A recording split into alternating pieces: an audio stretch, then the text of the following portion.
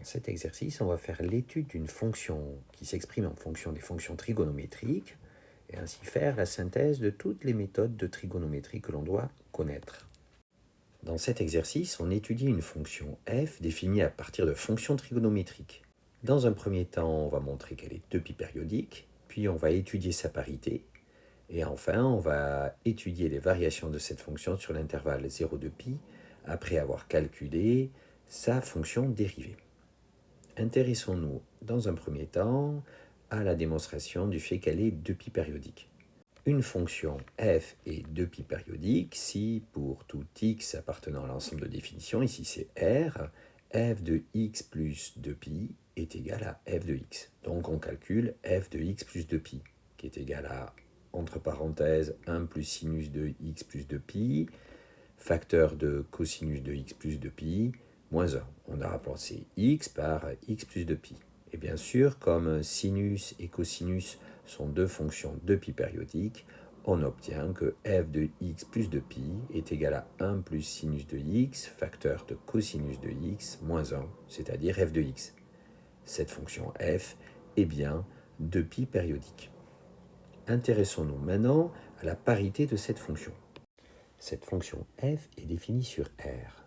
Donc pour déterminer sa parité, on calcule f de moins x en remplaçant dans l'expression de f de x, x par moins x. Ça donne 1 plus sinus de moins x, facteur de cosinus de moins x, moins 1. On sait que la fonction sinus est impaire, donc sinus de moins x est égal à moins sinus de x. Et que la fonction cosinus est paire, donc cosinus de moins x est égal à cosinus de x. On obtient donc f de moins x est égal à 1 moins sinus de x, facteur de cosinus de x, moins 1. Cette expression-là n'est ni l'expression de f de x, ni l'expression de moins f de x. Pour s'en persuader, il suffit de calculer f de pi sur 6 et f de moins pi sur 6. Et on ne trouve clairement pas les mêmes images, ni l'une opposée de l'autre. Donc cette fonction n'est ni paire ni impaire. Comme elle est 2π périodique, on va donc l'étudier sur un intervalle de longueur de π. Par exemple 0, 2π. Cette fonction f est le produit de la fonction u et de la fonction v auquel on soustrait la fonction constante moins 1. La fonction u c'est 1 plus sinus de x, la fonction v c'est cosinus de x, et clairement ces fonctions u et v sont dérivables sur R, donc f est bel et bien dérivable sur R. On applique la dérivée d'un produit, en sachant que la dérivée de moins 1, elle vaut 0, et donc on obtient f' de x et u' de x fois v de x, plus v' de x fois u de x. La dérivée de sinus étant cosinus, on obtient donc cosinus de x fois cosinus de x, moins sinus de x, puisque la dérivée L de cosinus c'est moins sinus de x, moins sinus de x, donc facteur de 1 plus sinus de x. Ce qui donne cosinus de x le tout au carré, moins sinus de x, moins sinus de x au carré. Voilà le calcul de f' de x. Mais la forme donnée comme ça ne nous permet pas d'étudier son signe. On va donc répondre à la question petit b qui nous donne une forme factorisée de f'. On a vu au petit a que f' de x était égal à cosinus carré de x moins sinus carré de x moins sinus de x.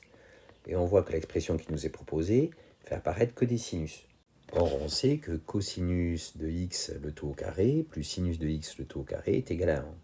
Donc, on remplace dans l'expression que l'on a trouvée cosinus carré de x par 1 moins sinus carré de x. Ce qui nous permet de trouver que f' de x est égal à moins 2 sinus carré de x moins sinus de x plus 1. Et maintenant, quand on développe l'expression qui est proposée, 1 plus sinus de x facteur de 1 moins 2 sinus de x, on trouve exactement moins 2 sinus de x au carré moins sinus de x plus 1. Donc f' de x est bel et bien égal à 1 plus sinus de x facteur de 1 moins 2 sinus de x. Cette forme étant factorisée, on va pouvoir étudier son signe sur l'intervalle 0 de π, et donc trouver les variations de f. On sait que le sinus de x est compris entre moins 1 et 1, ceci quel que soit x appartenant à R. Donc 1 plus sinus de x est toujours positif. Et sur 0 de pi, ça s'annule juste quand sinus de x est égal à moins 1, c'est-à-dire quand x est égal à 3pi sur 2. Donc on n'a plus qu'à étudier le signe de 1 moins 2 sinus de x. Alors résolvons par exemple l'inéquation 1 moins 2 sinus de x inférieur ou égal à 0. Quand est-ce que 1 moins 2 sinus de x est négatif sur 0 de pi? Cette inéquation est équivalente à sinus de x supérieur ou égal à 1 demi. On utilise le cercle trigonométrique pour déterminer tous les points de ce cercle trigonométrique qui ont une ordonnée supérieure ou égale à 1 demi.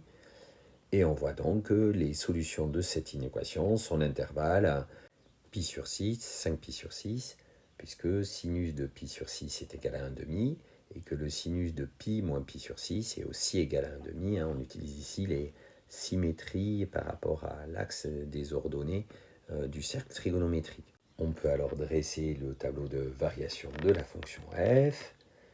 Donc elle est strictement croissante sur l'intervalle 0pi sur 6, puis décroissante sur l'intervalle pi sur 6, 5pi sur 6, et à nouveau strictement croissante sur l'intervalle 5pi sur 6 de pi.